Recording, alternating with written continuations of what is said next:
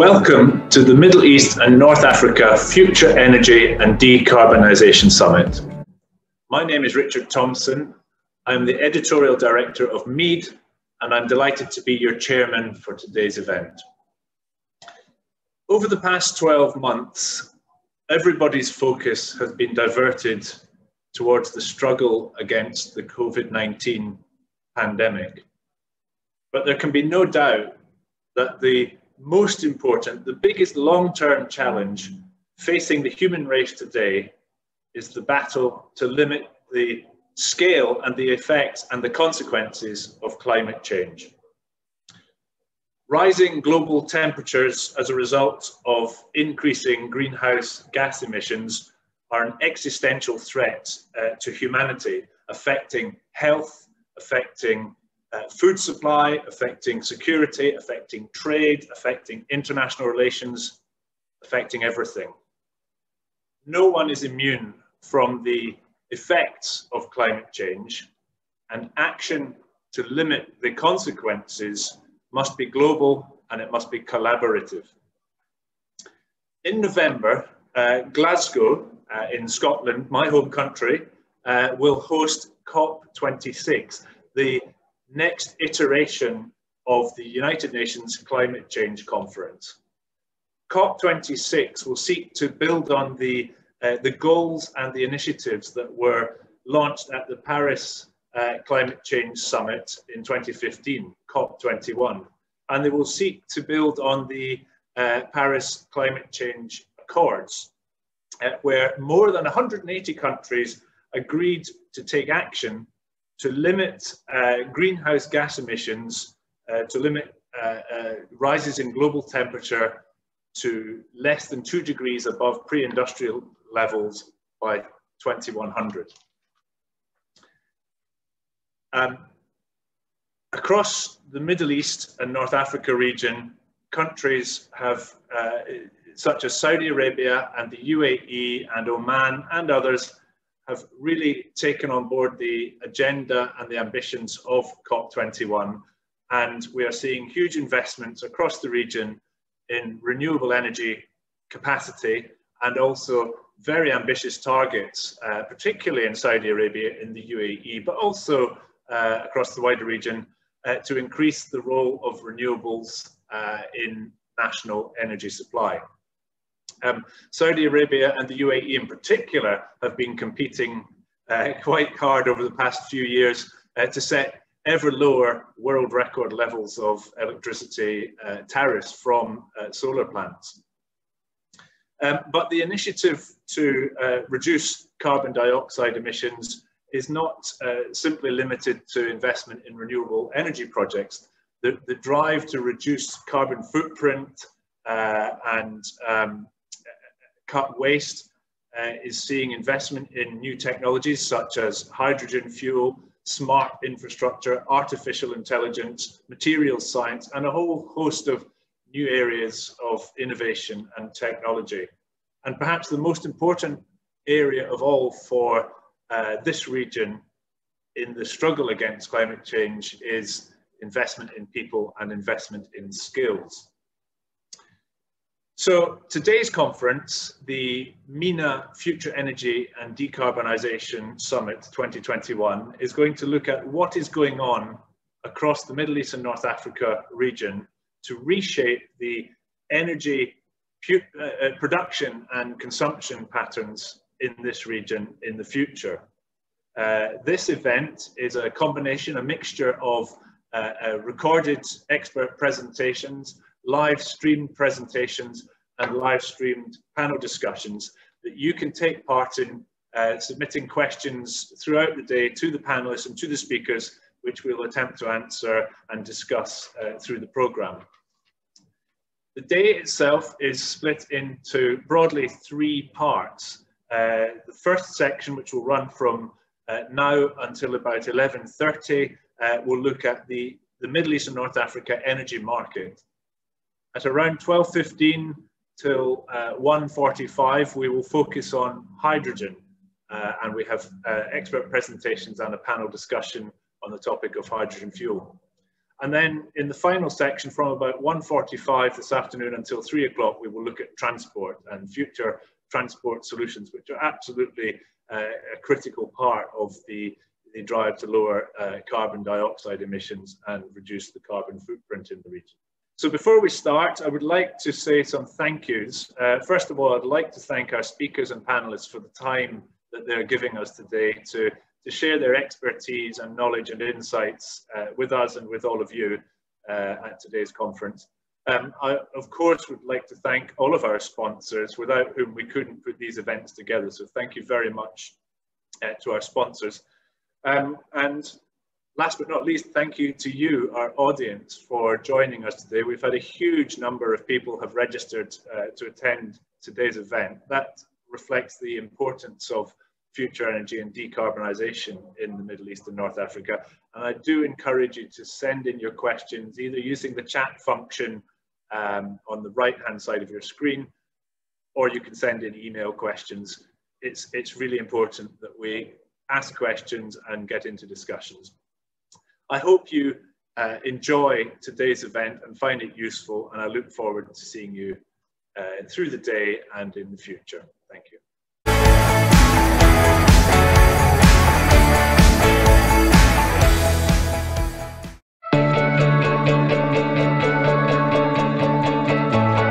Well, I'm delighted to be joined this morning by Simon Penney, who is Her Majesty's Trade Commissioner for the Middle East at the UK's Department for International Trade. Good morning, Simon. Thank you very much for your time this morning and for joining us at the MENA Future Energy and Decarbonisation Summit. Well, thank you very much indeed for having me, Richard.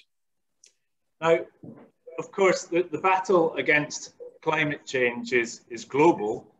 No country is going to be solving the climate change struggle on its own, and collaboration between government and between business and government is absolutely key to success.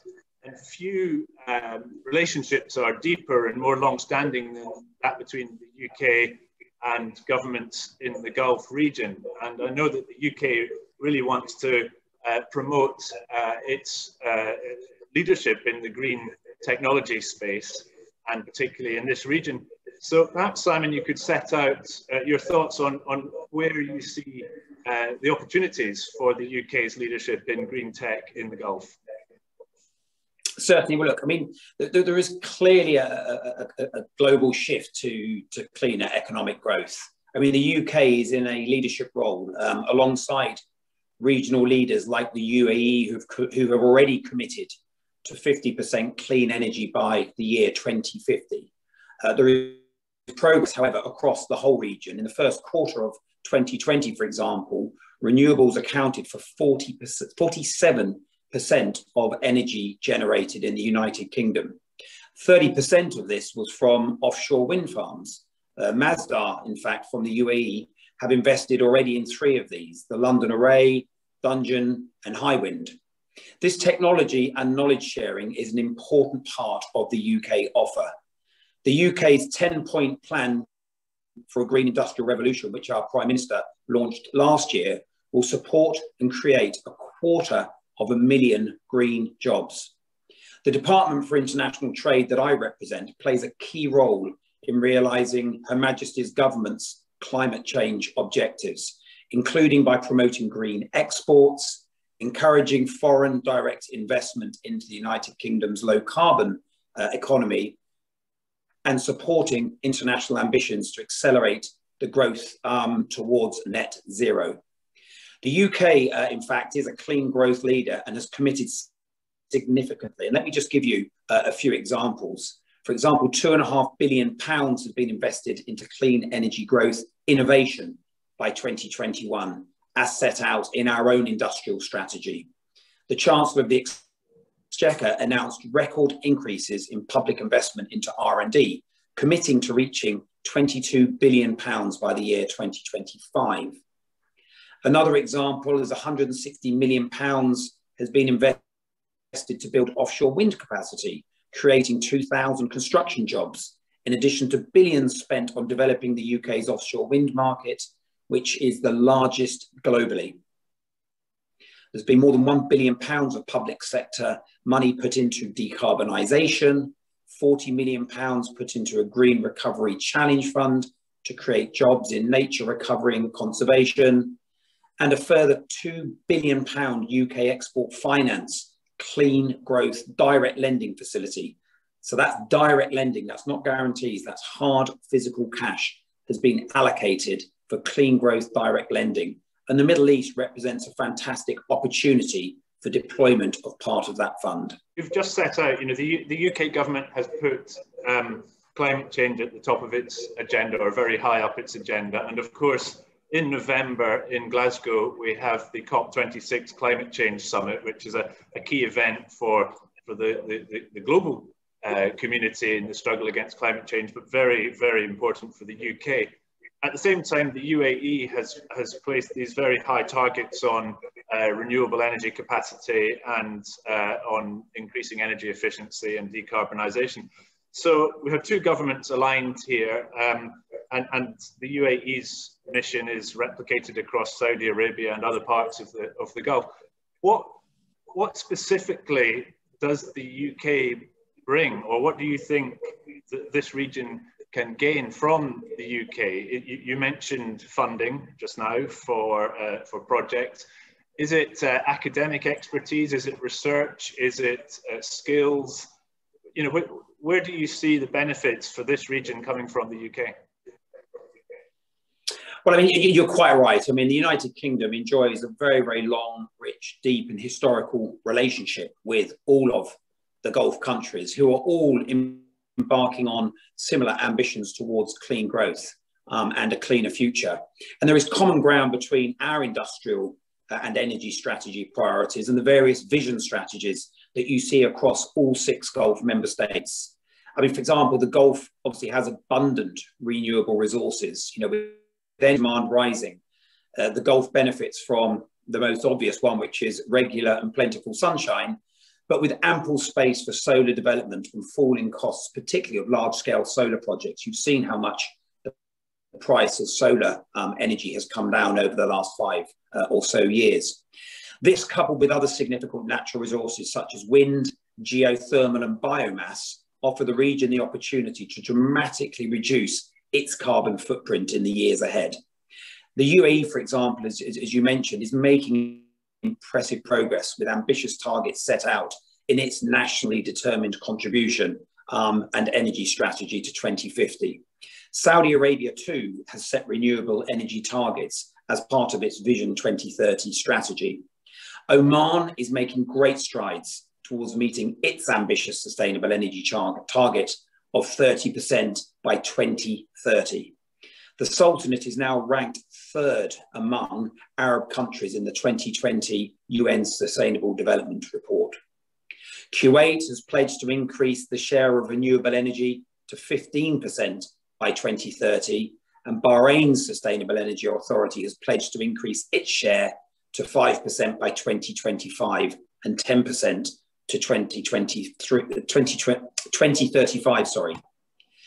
Qatar is progressing towards the greenest FIFA World Cup ever in 2022, aligned to the development of its National Vision 2030, using state-of-the-art design with sustainable construction and energy-efficient air cooling to be used in its stadiums. UK partnerships with the GCC is critical, however, to achieving these ambitions. And I use the word partnership because to achieving what we're trying to achieve on a global scale can only ever be achieved by working closely and in partnership with other governments around the world. Sorry, I just wanted to ask about partnership. I mean, clearly it's a broad term, and there's no question about the alignment between the UK's goals and the vision ambitions in this region. Where do you see kind of the barriers or the challenges in developing and nurturing those partnerships? If there's any regulatory barriers, skills gaps, funding gaps, the conflicting interests with other relationships, where do you see the obstacles? Well, look, I mean, no one country has all of the answers, which is why I use the word partnership, because we're on a journey together. We're all at various different stages of that journey, but no one is at the end. So the UK certainly doesn't have all of the answers to what is required. So we are working very, very closely now with all of the Gulf states to look at how we can work together to achieve our mutual objectives. So, you know, the UK possesses a lot of skills and knowledge and assets that have been developed over decades of production in the UK's North Sea oil and gas fields, for example. And a lot of that technology and knowledge we're already seeing transferring across into green energy. And we want to partner with Gulf countries on that green energy journey. We're seeing investment into the UK from Gulf countries as they look to invest into the UK supply chain. But what we anticipate happening is a lot of that technology coming back and being transferred to achieve the respective visions that I outlined earlier for energy transformation. Okay, and can you highlight any examples or case studies of what's happened up until now and that might provide us with some kind of blueprint for opportunities and maybe even challenges in the coming decades? Yeah, well, I guess there's just sort of two levels of the answer there. There is the engagement that we have as a government with host governments, and then you're seeing specific examples of where businesses are already starting to succeed in the region. Let me talk about the second one first. I think there's no better answer than giving some real life examples. So let me give a few. The first of which is a company called Solar Water PLC, and they have developed the world's first completely carbon neutral hydro infrastructure project. And that's designed to produce and make available a massive ongoing amount of pure, clean water for countries here. Solar Water's groundbreaking technology has been selected to provide fresh water to NEOM, for example, which is in Saudi Arabia, and it's their flagship giga project. And the first dome will be completed by the middle of this year. So it's a really good example of how we're using renewable into fresh water. Another company called Rise Energy is an innovative, impact-driven leader in renewable off-grid energy systems with over 4,000 installations across all 7 continents. Established in Scotland and UK manufacturer of the most advanced and diverse wind turbines in the sector. Rice Energy has opened its international headquarters in Masdar, for example, in Abu Dhabi, to expand into new markets across the region. Oman's national oil company, Petroleum Development Oman, which is 34% owned by Shell, is repositioning itself by establishing a holding company with a mandate to invest in renewable and alternative energy sources, such as solar, wind, water desalination, and solar to hydrogen.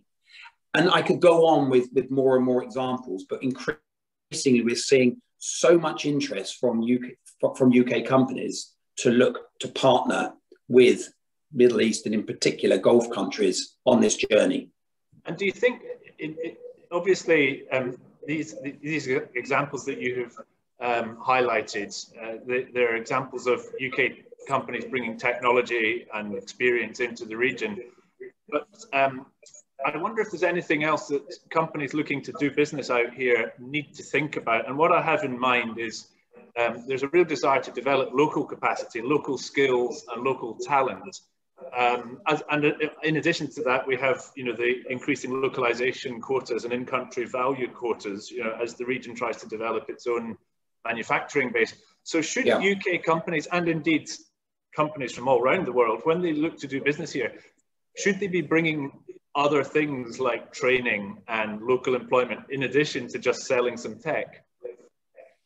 Yeah, look, I think that's absolutely right. I mean, if we look at, and again, I'll answer it from a UK perspective, but if you look at, the last 20, 30 years, I think what the UK has done particularly well at in the region is we've been very good at selling things. We've been good at selling goods, and we've been good at selling services into what are very young and what were very young economies. But these are economies now that are reaching a level of maturity where there is a need to move beyond sales to solutions and partnerships. And that's something that we're very, very focused on as the UK government. And I use the word partnership again, because we're working much more closely in partnership to better understand what each country is looking for and bringing UK solutions to the tables. And that solution is not simply selling a good, there is a need, as you say, and a desire to grow indigenous industries, for the UAE to be part of global supply chains for areas where it can successfully compete. And to do that, they will import knowledge, but the intention is that that knowledge, there is an element of not only technology transfer in terms of training of indigenous nationals, but also to onshore some of that manufacturing, not only for the domestic economy, but for the regional economy and for exporting. So it's a much more holistic approach which companies need to take to be truly successful, as opposed to just selling goods, which has been the model which we've been very successful at in the past. And do you think companies nowadays are taking on board that message that they have to bring more than just selling technology? They have to think of it as a partnership. Is that an area that the private sector understands, or is this where governments and people like yourself sort of, that's the gap that you can fill? Yeah, it's very much the latter. I mean, this is a long-term journey. This isn't, a quick win. And that's the message we get very, very clearly from our engagements with governments, is they're looking for companies to come and be true partners to the host country, to work in conjunction with local companies and to develop local industries. And that's not to say that if you don't do that, you won't be successful. But what I'm trying to sort of paint is an evolution of what governments want, and the companies that succeed will be the ones that embrace that more than the ones that don't. They see it as a barrier. So as long as it's not seen as a barrier to doing business, it's seen as an enabler to developing a long-term, more sustainable business proposition, those companies will succeed. And on the other side, on the buying side, if you like, or the Middle East side, this region has had a reputation, particularly in the sort of construction project sector, for putting out public tenders and then just selecting the offer that is the lowest price. So it's the kind of the other side of this partnership coin. Do you think there is a change in the buying side mindset out here, that governments and government agencies out here understand they too need more than just the cheapest price solution? Yeah, look, I mean, it's a really difficult question to answer that, because, and again, that's not a uniquely Middle Eastern accusation. I mean, price obviously it has historically been the sort of the main driver in terms of selecting partners for projects. But what we're starting to see more of is the whole life cycle cost of projects being taken into account. So it's not just the cheapest on day one, but what will be the whole life cycle cost of managing projects. And it may be that it costs slightly more from the outset, but if companies can demonstrate that that will materially reduce the operating costs of a project over the long term, then increasingly that argument is resonating. But it's not something which will happen overnight, but I think we're starting to see evidence that that message is coming through, particularly in the construction sector. As you're seeing a lot of buildings that were built 10, 15, 20 years ago, you're actually looking at the operating costs of those buildings now, had a whole life cycle approach taken to, contract award being taken into account, you probably would have made very different decisions. So I think as time goes on and the economies grow and mature, that approach to whole life cycle cost is starting to resonate. Okay, now we're coming to the end of our time, and I want to just ask one quick question about the COP26 summit in Glasgow in November. What are the UK's hopes for that event, and is there a particular Middle East angle to it? I'm guessing there isn't, but what do you think will happen, and what do you hope will happen from COP26? Well, I mean, we were very disappointed that COP26 was postponed from November last year, but we're delighted that it is going to be going ahead in Glasgow this year. Look, and it really is a big opportunity for the UK to bring the world together, to act as an honest broker for clean growth. The UK is committed to representing the interests of the globe, of all countries, in navigating the process towards a more balanced outcome. And we're really, really confident with the engagement that we're having leading up to COP globally with other countries and discussing in the way that we are discussing the ambitions of each country around the world towards clean growth, that there is a real movement and recognition now, more so than there has been in the past, that clean growth and net zero is here and it's just around the corner. And we all have to work together as a globe to achieve the objectives of that zero carbon future. Well, Simon Penney, Her Majesty's Trade Commissioner for the Middle East at the Department for International Trade, thank you so much for your comments. They're going to set us up for a wonderful day at the MENA Future Energy and Decarbonisation Summit. I wish you lots of success in your endeavours, and fingers crossed that COP26 goes very well. Thank you very much. Thank you very much indeed, and I hope the rest of the conference goes well.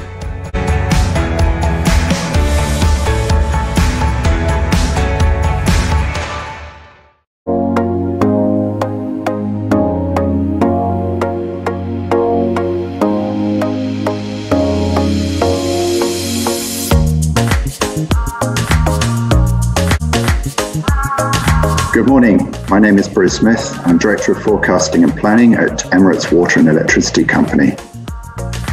Today, I'm going to speak about how we've solved the clean energy problem, but now what? The utility sector is not renowned for being fast moving. Indeed, the nature of our work means that we must constantly weigh up and balance the risks of the unproven against the potential breakthroughs offered by new technologies and innovations that might allow us to do more for less.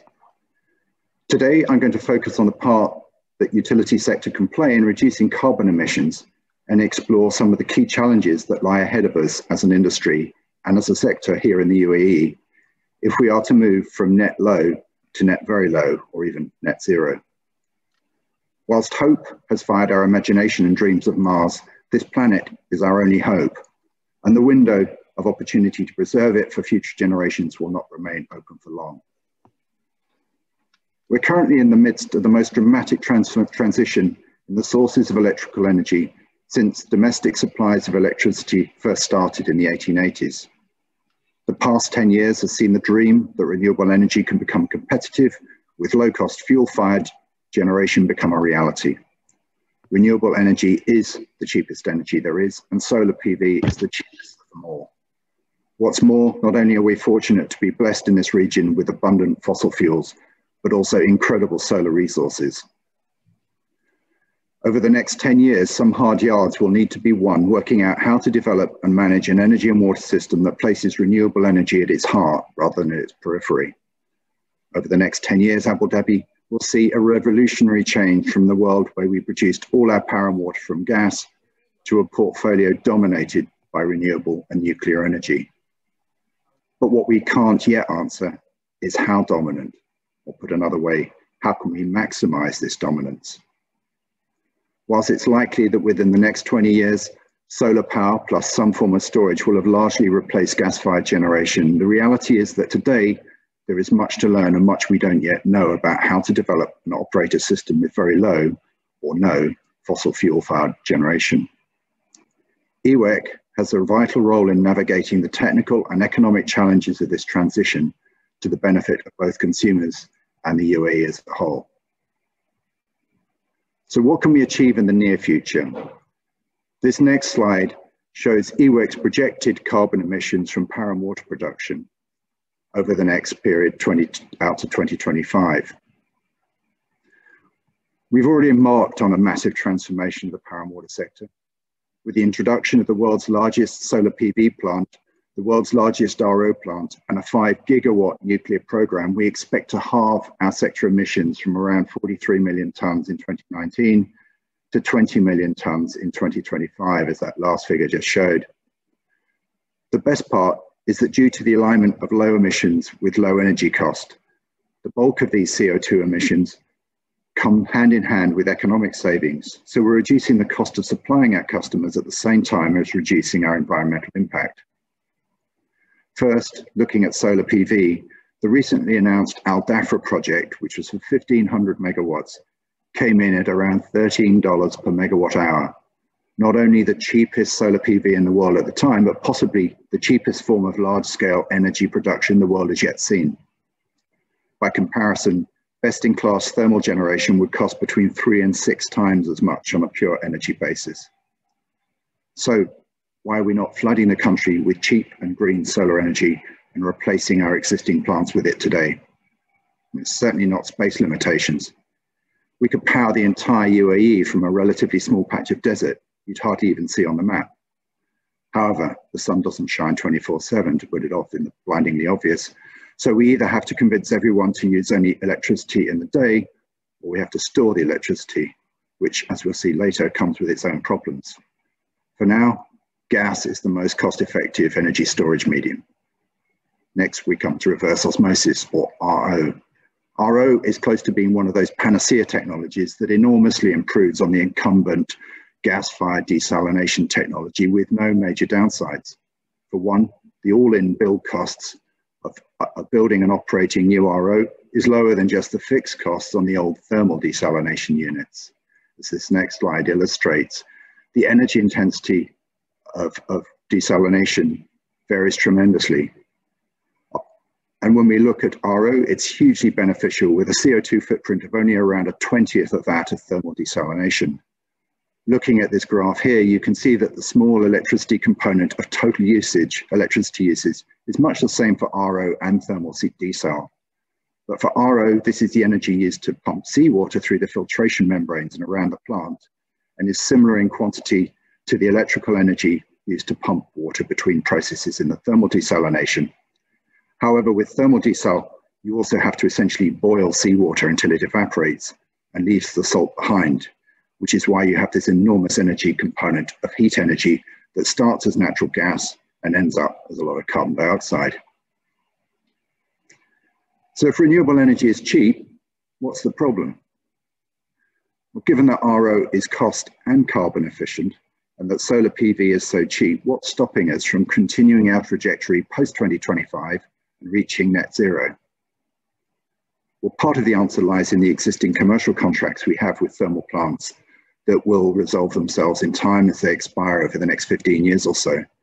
But the bigger part that I'm going to focus on is the technical challenge of operating an electricity system with lots of renewables and nuclear. Starting with the most tangible concept, it's easy for us to see that the sun doesn't always shine when we need it. It disappears predictably every day and less predictably at times on others, whilst it doesn't shine as much in some months of the year as on others. This means we're always going to need to have some other generation on standby, or by today's standards at least, an awful lot of energy storage.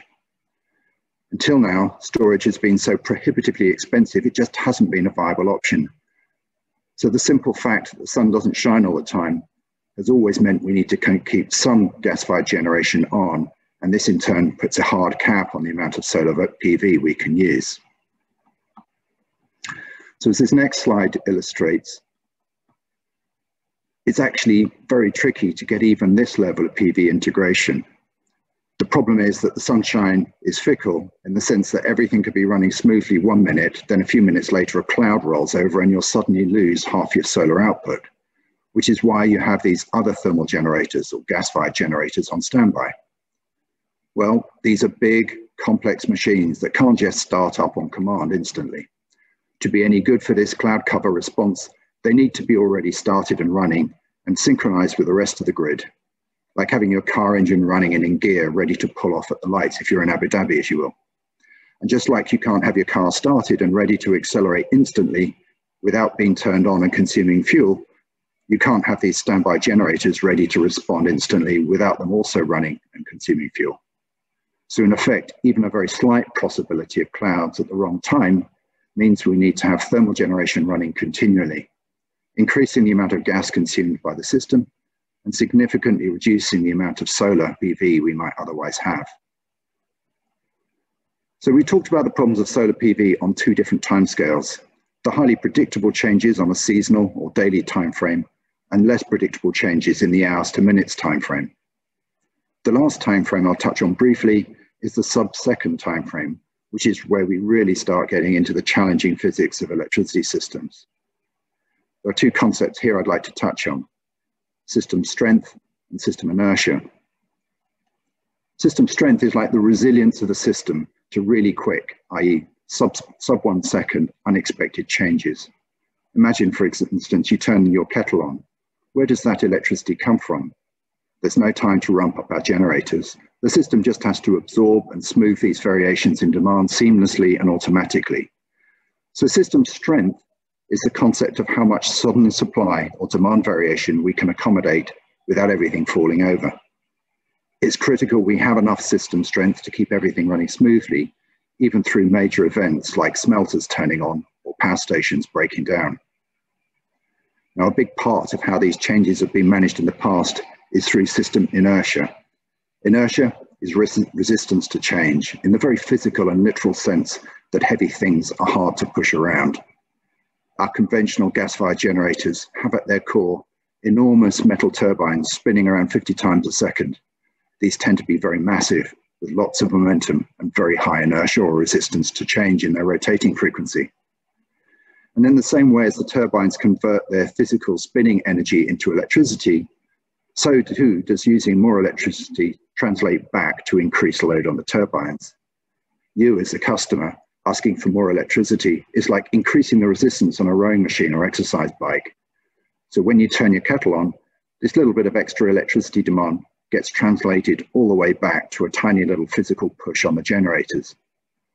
Of course, these machines are so large and collectively have so much inertia that nobody would even notice, even if you turned on 1,000 kettles at once. But a power station trip might make them wobble a bit. But here's the key. Solar PV doesn't give you this inertia. With PV, there's no physical mass for your changes in electricity demand to push against. The more solar PV we have, the less physical inertia we have in the system and the less resilience we have to these millisecond changes.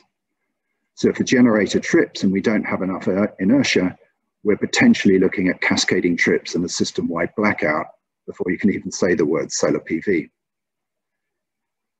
So what's the solution? Well, at present, we make sure we have even more gas-fired generation running. This in turn limits further the amount of renewables we can usefully use, which is one of the reasons for this plateau in our projected emissions intensity we get with our current technology assumptions. So as this next figure shows, if we don't get through this plateau, we are going to retain a fairly stable emissions outlook beyond the next 5-year period. So how do we solve this? How do we break through this plateau? The good news is that the technology exists to solve these problems and have a completely renewable grid. In essence, the simplistic answer is by using a combination of control systems and storage. Whether batteries or green hydrogen, or pumped hydro, we have the technology available today to construct a reliable and 100% green power and water sector. Storage solves the reserves problem. It mostly solves inertia. It solves energy shifting. The problem is, it's currently far more expensive right now than gas-fired generation. And while costs are rapidly falling, it probably wouldn't be well received if we suddenly told all our customers we were increasing their electricity bills significantly because we wanted to build lots of batteries. But we can find opportunities to do things more cleverly to reduce the amount of investment a green system would need. Take the variability of solar PV and resulting reserve costs, for instance.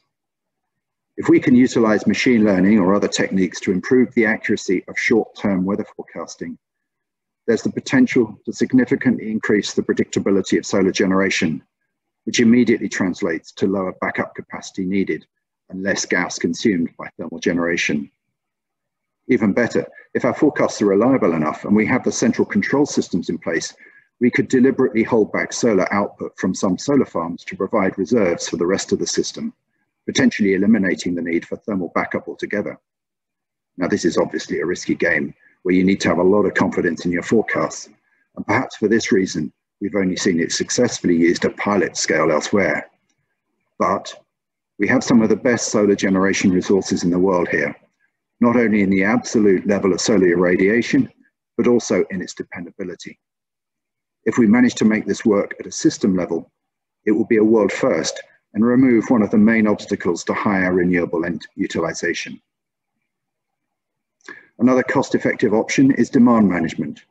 We can reduce per capita emissions by consuming less power and water. more efficient appliances, better buildings, irrigation techniques, etc.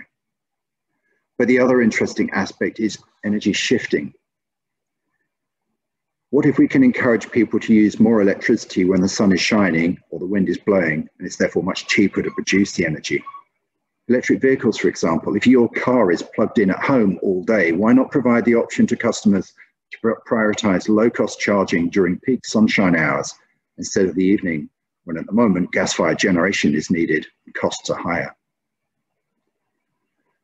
So finally, returning to storage, it's not all bad news on the economic front there either.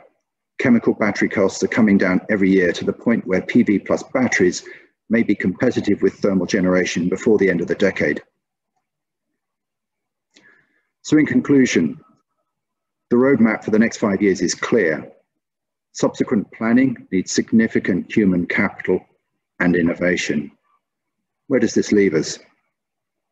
As a sector, we have a very strong potential to halve emissions reductions over the next 5 years, but to go beyond that, we're moving into uncharted territory. To move from net low carbon to net very low, or aspire to net zero, I would highlight two key challenges that we must solve. We will need to develop the control systems to enable the automatic real-time dispatch of intermittent generation resources like solar and wind, and its integration with storage solutions to provide the grid support services that have historically been the preserve of gas-fired and other thermal plants. We must find ways to continue to drive down costs of new technology, perhaps by leveling the playing field with explicit carbon reduction support. And to conclude, there's never been a period of more rapid change in the power and water sector. In this region, we are perhaps uniquely positioned to take advantage of a combination of a strong economy, a well-structured and well-organized sector, and the political support necessary to enable a rapid and cost-effective transformation of the sector and its portfolio over the next 10 years. It will be an interesting time. Thank you.